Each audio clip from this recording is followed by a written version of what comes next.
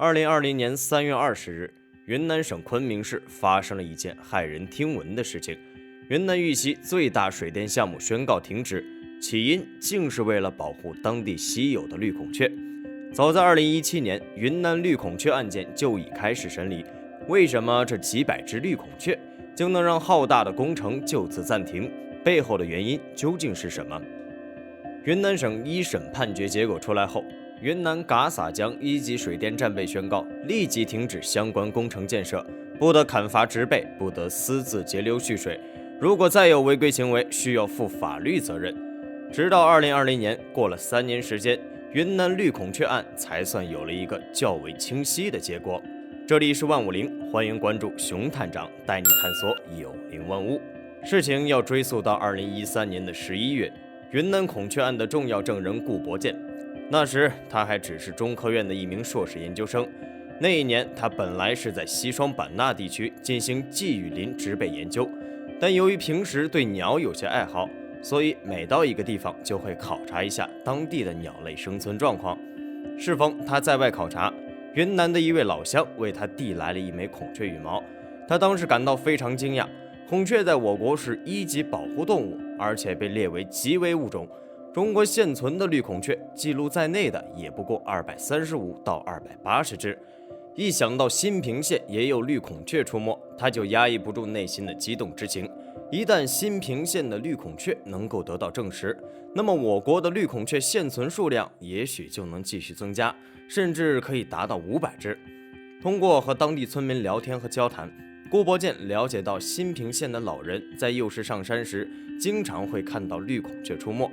有时在山上还会捡到孔雀蛋，然后带回家里养。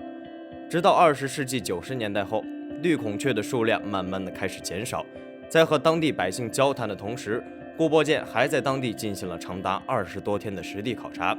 但令人遗憾的是，这次考察并未有较大收获，顾伯建并未找到村民口中的绿孔雀。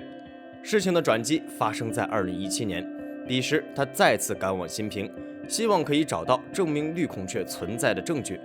就在2017年3月10日的傍晚，红河谷旁，顾伯建亲耳听到了绿孔雀的鸣叫，激动已不足以形容他当时的心情。终于在2017年的5月，当他在红河谷的林间考察时，见到了一闪而过的绿孔雀踪影。虽然只有几秒钟的时间，但他十分肯定，这就是自己朝思暮想了3年的绿孔雀。不幸的是，在2014年，云南省红河干流的嘎洒江水电站通过了国家环保部的审查，这就意味着绿孔雀的生存将面临极大的危险。但该水电站的建设方新平公司在他们的环保报告中并未提到这一点。在报告中，新平公司指出，红河谷库区电力供应紧张，该地供应的电力不能满足广大群众的需求。如果建设水电站，不但可以满足电力需求，还能发展航运和旅游业。从这份报告中，我们的确可以看到嘎洒江水电站可以为云南人民带来许多利益，但该公司似乎只考虑了经济价值，水电站建成后带来的生态问题好像不足轻重。距离水电站通过环保部审查已经过去3年了，顾伯建虽然心有余想要改变水电站的建造计划，无奈力不足。直到2017年才真正找到了绿孔雀出没的证据。此时嘎洒江水电站已经开始建设，在清库的过程中，工程附近的植被基本上全被挖光。这还不是对绿孔雀最大的威胁，最大的威胁是工程建好，水电站开始蓄水，上游近500公里都会被淹没，那时绿孔雀的栖息地就会荡然无存。同时，顾伯建的调查还影响了当地政府的关注。为了查明是否有孔雀存在的真相，玉溪市政府委托中科院昆明研究所陈明勇及其团队进行实地调查，并在该地设立多个红外相机。在2017年后，红外相机拍到多个野生绿孔雀的踪影，至此绿孔雀的存在才算真正得到落实。在这场绿孔雀保卫战中，不仅有像顾伯建这样的鸟类爱好者，陈明勇这样的科学家，还有许许多多的公益人士，他们都为这场生态与经济的博弈贡献了许多价值。在这当中就有野生动物摄影师奚志农，他已经从事野生动物拍摄长达20年。他说，在2000年时，他还曾在当地的一块豌豆地旁见到绿孔雀的踪影。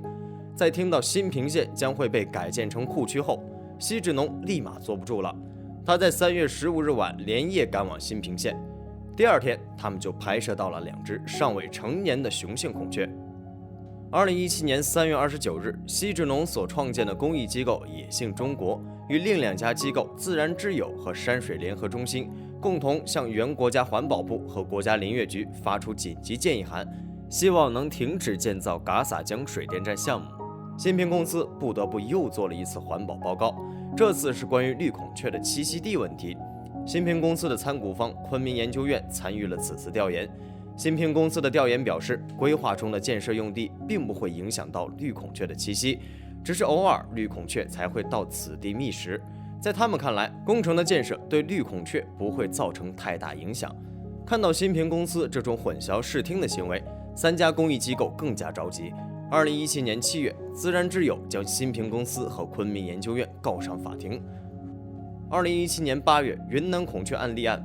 至此，国家首例濒危动物预防性保护正式立案。2018年6月，云南省发布生态保护红线，嘎洒江水电站的大部分区域被纳入红线范围。2018年8月，法院开始庭审，这次庭审过后，新平公司才算暂时停工。2020年3月20日，法院一审判决规定，新平公司不得继续进行开发。至于水电站的后续处理问题，法院并未给出决断。虽然法院已经禁止对水电站的开发，但是否会永久性禁止，自然之友表现出深深的忧虑。绿孔雀究竟是什么重量级嘉宾，能让一个正在建造的水电站停工？绿孔雀被列为我国极危品种，在全球范围内仅存的种类数量也不过在15000到3万只左右。目前在孟加拉、马来西亚、印度等国家已经灭绝，中国是它的原生地。在1995年，云南全省的孔雀数量还可以达到800到1100只。1995年后，绿孔雀的数量以肉眼可见的速度下降，人们很难再听到它们的叫声。直到2014年，能够找到的绿孔雀的数量更是凤毛麟角。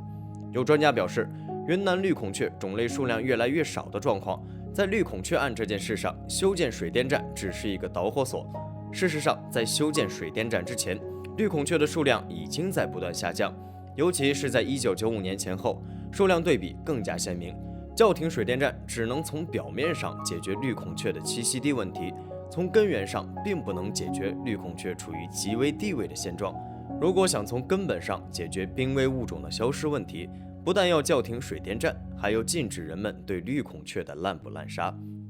绿孔雀的羽毛颜色艳丽，而且分布在边远山区，甚至有一些绿孔雀，就连国家的专业团队都未能找到它们的踪迹。因此，对于绿孔雀的滥杀，国家的立法也无法对其起到真正的保护作用。为今之计，只有向当地群众普及动物知识，告知其濒危物种的重要性和国家的严惩力度，也许才能从根本上缓解绿孔雀的灭绝问题。实际上，自然之友的胜利在一定程度上展现出我国保护野生动物意识的增强，国家层面也正在重视野生动物保护的问题。但是，要想真正解决人与自然的生存问题，还需要做出更多的努力。习近平总书记曾强调，绿水青山就是金山银山，不能因为现在的利益而放弃长远的利益。绿孔雀的栖息地消失，短时间内在我们看来可能没有什么问题，但是每一片土地都有它自己的生态系统，绿孔雀就是红河谷生态系统中不可缺少的关键一环。每一个物种的灭亡对于人类来说都是一种无法挽回的损失，为此人类将要付出怎样的代价，也需要我们的后代来承担。如今因为人类的私欲，有多少物种已经灭绝或者濒临灭绝。我们国家一直崇尚人与自然和谐相处，讲求网开一面，给别的物种留下生存空间，就是为自己留下活路。人和动物共同生活在一个地球，每一个物种都是维持地球运转不可缺少的一环。一旦平衡被严重打破，人类将要面临无法承担的灾难。非常感谢您看完本期万物灵，欢迎点赞、评论、加关注。您的关注是熊探长探秘的最大动力。